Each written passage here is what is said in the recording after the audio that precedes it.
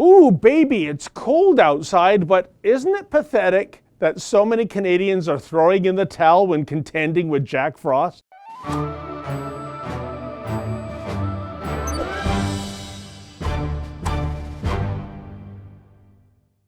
used to think us Canadians were made of hardy stock. After all, our official national sports are hockey and lacrosse. Doesn't get much tougher than those pursuits. But thanks to an anti-state response to an old-fashioned cold front, I'm not so certain Canada is such a tough nation anymore. New Year's Eve celebrations were scaled back in numerous cities. Ottawa almost cancelled its December 31st shindig outright, but organizers were so humiliated in the media, they reluctantly staged an abbreviated version instead. Even numerous polar bear swims were cancelled. You know, that New Year's Day tradition in which you jump in a frigid body of water. Yet, several polar bear dips were cancelled because it was cold? Isn't that the whole point of taking part in a polar bear plunge? Look, I did it for the first time 4 years ago in Lake Ontario. I was more afraid of being exposed to E. coli, to be honest. Yes, of course the lake was freezing, but I survived without any ill effects. Well, that's not entirely true. Post-swim, I did experience this tragedy.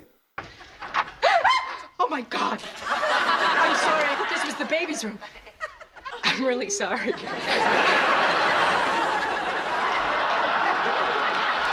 I was in the pool! But I digress. Perhaps the most outrageous cold weather mollycoddling occurred at the Calgary Zoo, in which the zookeepers brought the penguins indoors. Think about that for a second. Aren't penguins residents of Antarctica? Rumor has it things get a little nippy there. Now, back in the day, didn't Canadians take pride in braving the elements? I can't remember a single recess being cancelled or moved indoors due to cold weather in my childhood. We wore layers and we bundled up, and we didn't even have Gore-Tex back then. But these days, human snowflakes can't handle the cold. Now that's irony. And meteorologists are even coming up with new whiz-bang terms to describe cold fronts to make things sound more ominous, like polar vortex. What the hell is a polar vortex? Until a few years ago, I never even heard the term polar vortex. Or, for that matter, snowmergeddon, should the city of Toronto happen to receive more than 2 centimeters of the white stuff. Now, it's not easy standing up to this nonsense. Even my own family is turning on me and my cold weather pronouncements, claiming I'm coming across these days as Dana Carvey's grumpy old man character. In my day, there was only one show in town, and it was called Stare at the Sun. That's right, you'd sit in the middle of an open field and stare up at the sun till your eyeballs burst into flames. And you thought, oh no, maybe I shouldn't have stared directly into the burning sun with my eyes wide open. But it was too late. Your head was on fire and people were roasting chickens over it. And that's the way it was, and we liked it. Speaking of the sun, we don't seem to be very good at handling the heat these days either.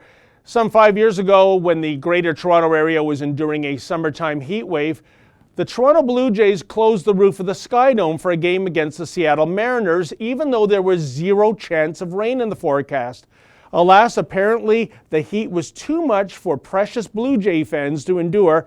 The Jays even issued a pre-game press release, quote, "In order to protect the health and safety of our fans, staff, and players during a period of extreme heat and humidity, the Rogers Centre roof will be closed during our afternoon game," end quote. Health and safety?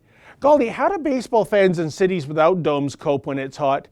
The answer, I think they suck it up. It gets pretty toasty in Chicago in the summertime, but it'll be an icy day in Hades before the Cubs ever cancel a game at Wrigley Field due to a high humidex reading. So the question arises, what happened?